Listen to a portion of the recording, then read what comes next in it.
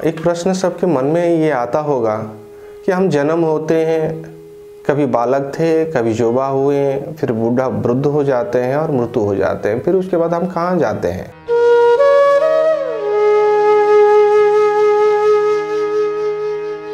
हम माँ के गर्भ से जन्म हुए हैं और जन्म होते ही धीरे धीरे बड़े होते हैं और जैसे जन्म होते हैं हमारा इसी लक्ष्य रहता है मृत्यु की ओर भागना। तो भगवान कृष्ण कह रहे हैं कि वासासी जिन्नानी यथा विहाय नवानि गृह्णाति नरो पराणि तथा शरीराणि विहाय जिन्ना अन्यानि सयाति नवानि देहि। ये शरीर एक मात्र वस्त्र है। जैसे पुराना वस्त्र नष्ट होने से हमें नया वस्त्र धारण करना पड़ता है, इसी प्रकार हमारे अंदर जो आत्मा है ये वस्त्र यानी कि ये शरीर वस्त्र है, ये वस्त्र फटने के बाद ये नया वस्त्र धारण ही कर लेता है। पर मरने वाला कभी मरता ही नहीं है। मरने वाला कौन है? आत्मा, जो नहीं मरता है, ये कभी नष्ट नहीं होता है। ना जायते नियते वा कदाचिन नायं भूत्वा न भविता न भूयोः अजर नित्योः शाश्वत पुराणो न हन्यते हन्यमाने शरीरे। ये कभी नष्ट नहीं होता है, ये अजन्मा है, ये सनातन है, ये पुरातन है। अजन्मा कभी जन्म लेना नहीं पड़ता है, ये शाश्वत है, ये नष्ट नहीं होता है। भगवान कृष्ण अगले श्लोक में बोल रहे हैं कि अच्छेद्यम दायहम क्लेव शेष एवच नित्यः सर्वगतस्तानुरोय अचलम सनातनम। इसको ना छेदा जा सकता है, ना काटा जा सकता है।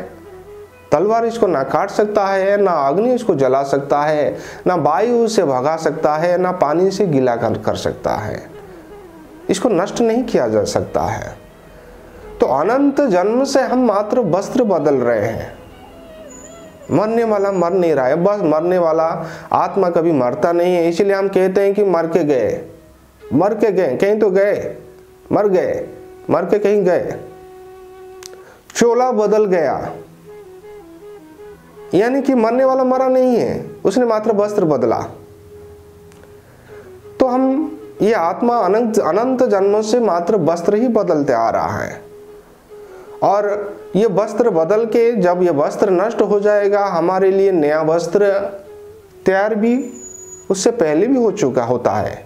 अष्टधा मूल प्रकृति ये वस्त्र को तैयार ही करता है। अष्टधा मूल प्रकृति क्या है? 5 तत्व, अग्नि, जल, वायु, धरती और आकाश, मन, बुद्धि और अहंकार, ये 8 तत्व है, अष्टधा मूल प्रकृति है। और 3 गुण सत्व, रज, तम, ये 3 गुण ही शरीर में बांधता है शरीर आत्मा को। इसीलिए भगवान को कहा जाता है गुणातीत, गुणों की परे है। जब तक हम गुणों के परे नहीं होते हैं तब तक ये जन्म लेना पड़ता है।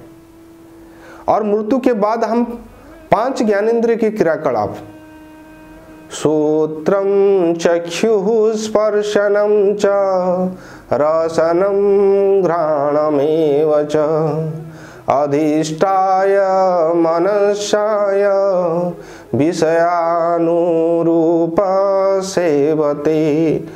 5 ज्ञानेंद्रिय क्रियाकलाप रूप, रस, गंध, स्पर्श, घ्राण, मन और संस्कार, यानी कि अनंत जन्म से जो कर्म हमें किए हैं उसका जो फल है, चाहे वो फल शुभ हो सकता है चाहे अशुभ हो सकता है, ये सब लेके आत्मा दूसरा शरीर में प्रवेश करता है। कैसा शरीर? जैसा उस जन्म में कर्म किया है। अगर नीच कर्म किया है तो उसको अधम जोनि में जाना पड़ता है, यानी नर्क में जाना पड़ता है। नर्क का नाम में कोई ऐसा स्थान नहीं है जहां हमें डराया जाता है कि तेल में फ्राई किया जाता है, काटा जाता है, मारा जाता है। नर्क है कि अधम जोनि, यानी कीट पतंग तरु लता पशु पक्षी, ये अधम जोनि है, ये नर्क है। यहाँ जाके हम फिर गिरते जाते हैं। इसलिए हम कहते हैं कि 84 करोड़ जोनी लेना ही पड़ेगा, चक्कर मारना पड़ेगा। तो वहां जाके हम गिरते जाते हैं। उदाहरण स्वरूप हमने शेर का जन्म पाया तो वहां जाके तो हमें तो हिंसा ही करना पड़ेगा। बिना हिंसा करके नहीं करेंगे तो हमारा उसका पेट ही नहीं भरेगा। तो इसीलिए हम गिरते जाते हैं। मध्यम स्तर की कर्म अगर किया है तो उसको मनुष्य जन्म मिलता है, मध्यम स्तर का मनुष्य जन्म मिलता है। उत्तम स्तर का कर्म तो निर्मल तत्व को ही प्राप्ति होता है। तो जैसा कर्म किया है वैसा ही उसके लिए शरीर तैयार है। जन्म यहाँ मृत्यु वहाँ जन्म, बीच में संस्कार के रूप में शरीर कई दिन के लिए बिना शरीर वाला होता है। भगवान कृष्ण कह रहे कि जन्म से पहले बिना शरीर वाला और मृत्यु के बाद भी बिना शरीर वाला, कुछ पल के लिए बिना शरीर वाला रहता है, फिर कहीं ना किसी शरीर में वो प्रवेश कर जाता है। ये प्रक्रिया तब तक चलेगा जब तक वस्तु से परे सत्ता यानी कि आत्मा से परे परमात्मा में प्रवेश नहीं मिल जाता है, तब तक ये प्रक्रिया चलता रहेगा। अनंत जन्मों से चलते आ रहा है। हमने अनेक करोड़ों अरबों जन्म ले चुके हैं, पर वस्त्र बदलने के कारण हम खुद को समझ नहीं पाते हैं। पर कोई तत्वदर्शी महापुरुष इसको समझता है, जानता है और बोल भी सकता है और पिछले जन्म के बारे में भी जानकारी खुद का जानकारी भी पा सकता है। इसीलिए हमें उत्तम कर्म की तरफ करना चाहिए, क्योंकि यहाँ 4 प्रकार का मनुष्य देखने को मिलता है। कोई अंधकार से अंधकार की तरफ भागते जा रहा है, कोई अंधकार से उजाला से अंदर की तरफ तो भाग रहा है, कोई अंधकार से उजाला की तरफ भाग रहा है, तो कोई उजाला से उजाला की तरफ भाग रहा है। अगर पिछले जन्म के संस्कार के कारण हमें बहुत सुख सुविधा मिला है, बहुत भोगने को वस्तु मिला है, धन मिला है, घर मिला है, अच्छे परिवार में जन्म हुआ है, इसका अर्थ है कि पिछले जन्म का संस्कार के कारण हमें मिला है। अगर इस संस्कार में इस जन्म में और कुछ उत्तम कर्म नहीं करेंगे तो क्या होगा, ये समाप्त हो जाएगा। यानी कि हम उजाला से अंधकार की तरफ भागने के लिए प्रयास कर रहे हैं।